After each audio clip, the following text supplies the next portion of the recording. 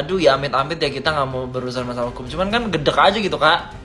Kayak anjrit, justice for Jessica anjing. Gue nggak terima. Gue mau terima. Pokoknya gue mau kasus ini kalau bisa di-up lagi pak. Nggak sabar sih aku. Jessica bebas, terus dia kayak punya TikTok sendiri, dia punya IG dan lain sebagainya, terus dia tuh kayak live, terus bisa disawer gitu. Aduh ya ampun, semua akan indah pada waktunya ya, semoga ya. Kita berdoa terus untuk Jessica. Enak gue intinya, enak pokoknya gue kayak justice for Jessica. Jessica harus dibebaskan, gue nggak mau tahu, kasihan tahu udah 7 tahun. Terus lagi wawancara juga tiba-tiba di stop sama petugasnya. Maksudnya apa tuh begitu mencurigakan? Soalnya dengar-dengar si Monteza itu dinaikin supaya untuk nutupin kasus Jessica. Jadi jangan mau lengah, gengs. Stay fokus, save Jessica.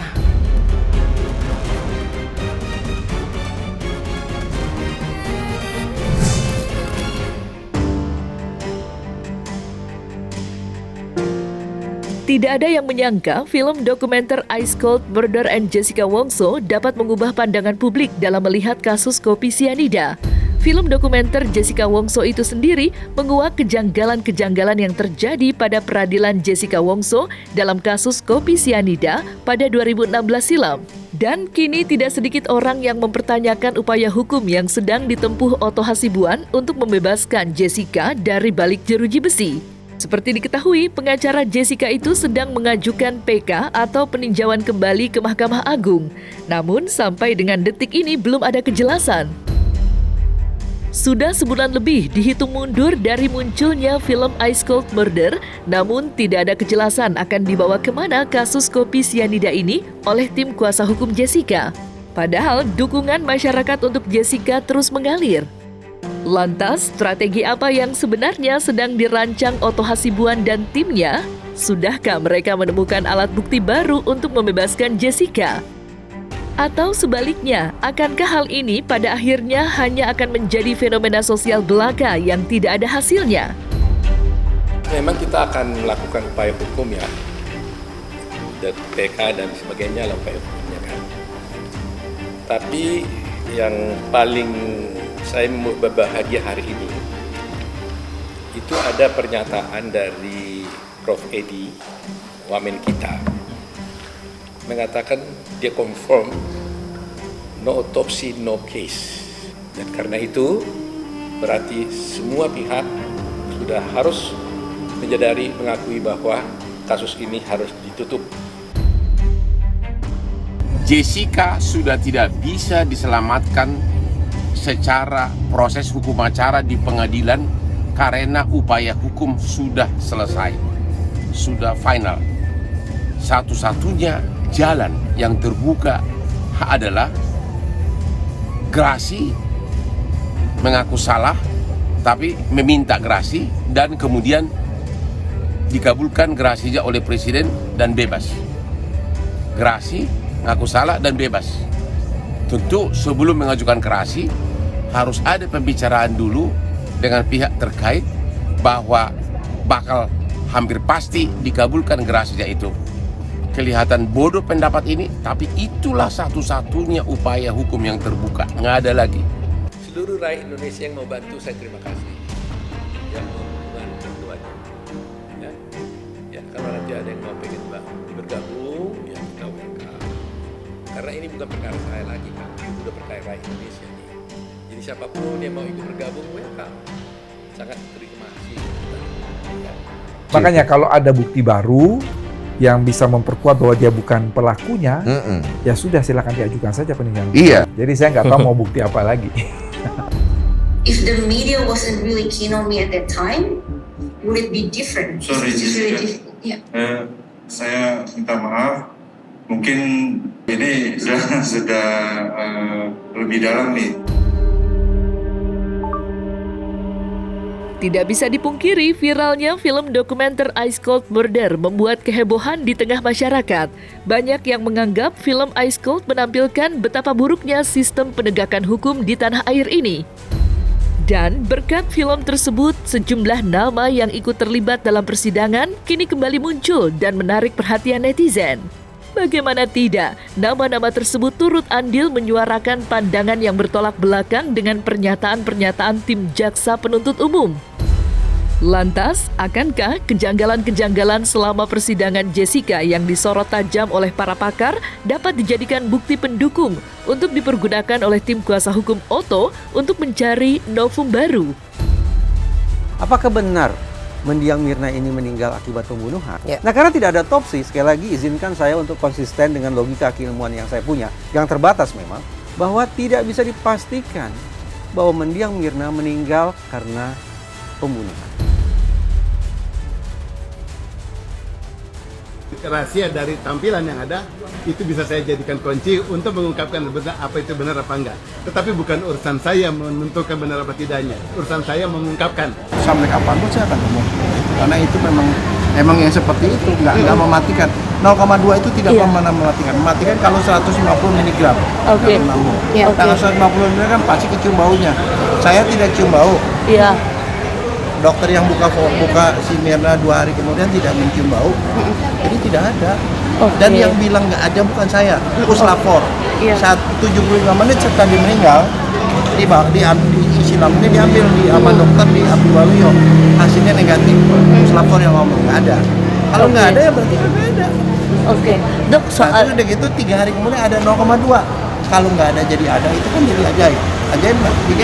Kalau yang ada adalah ada, terus kemudian dia hilang karena menguap. Tapi kalau nggak ada jadi ada. Yang ngomong nggak ada, yang jadi 0,2 aja orang puslapor. Buat saya. Tapi artinya menarik tuh memang banyak fakta-fakta yang memang mungkin belum terungkap, memang harus diungkap, dan saya setuju bahwa ada sesuatu yang mungkin belum terang. Tapi apa yang sudah ada di persidangan, dan kalau waktu itu ada ahli yang mengatakan itu rekayasa di video, saya sendiri mengatakan tuh videonya asli, hanya memang proses pengambilannya itu yang perlu diperbaiki untuk masa mendatang. Jadi ini catatan bagi kita. Kita sudah mendapatkan kepastian bahwa bisa PK atas PK. Tapi yang jauh lebih penting sekarang ini saya mengkhawatirkan soal keamanannya Jessica. Karena kalau dilihat dari Netflix, ternyata walaupun hukumannya adalah 20 tahun penjara, sikap dari petugas itu seolah-olah ada hukuman tambahan. Dari segi ilmiah, tidak ada hal yang bisa menjerat Jessica dari segi ilmiah. Misalnya saksi, tidak ada saksi yang melihat dia memakai racun atau memasukkan racun atau menggunakan racun. Menurut pendapat saya itu perlu kajian lagi secara ilmiah, apakah dia membunuh atau tidak. Kalau tidak yakin dia membunuh, ya dibebaskan.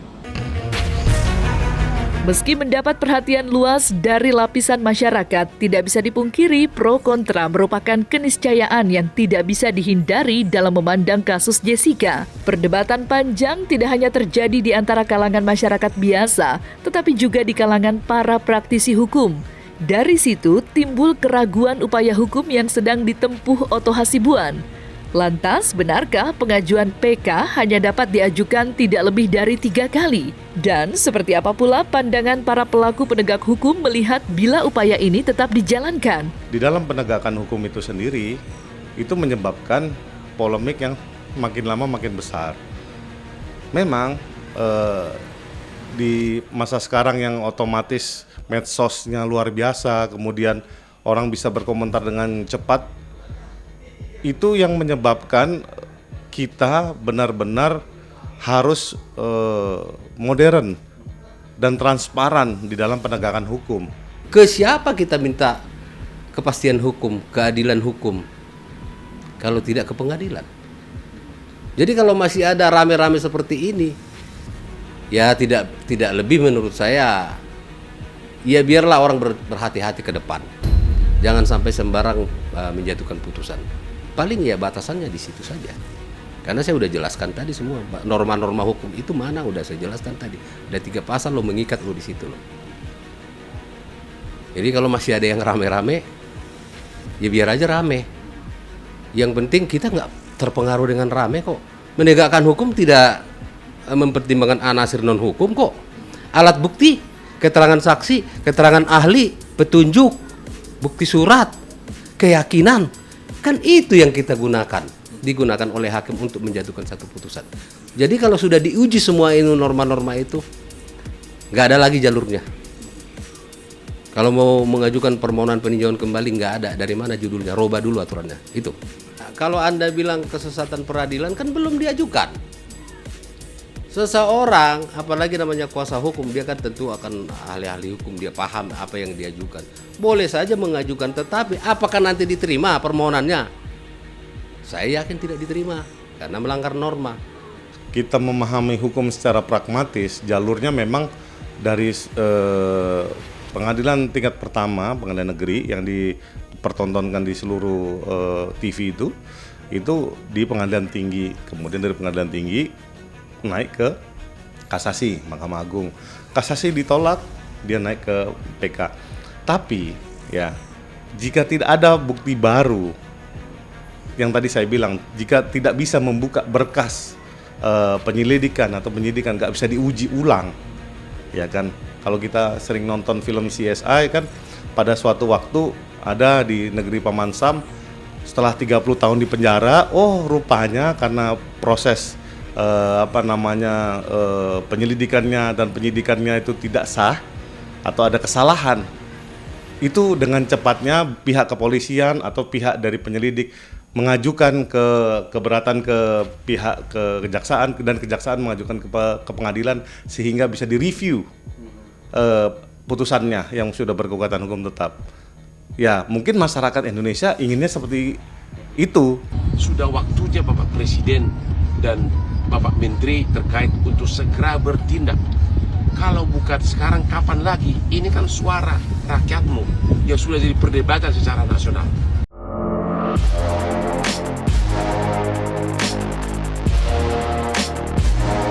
Nah, selesai sudah Cumi Lovers? Saksikan terus Cumi Camp In-Depth, kabar lengkap, mendalam, dan akurat dari narasumber terpercaya. Dan jangan lupa untuk like, subscribe, dan juga share channel YouTube Cumi Cumi.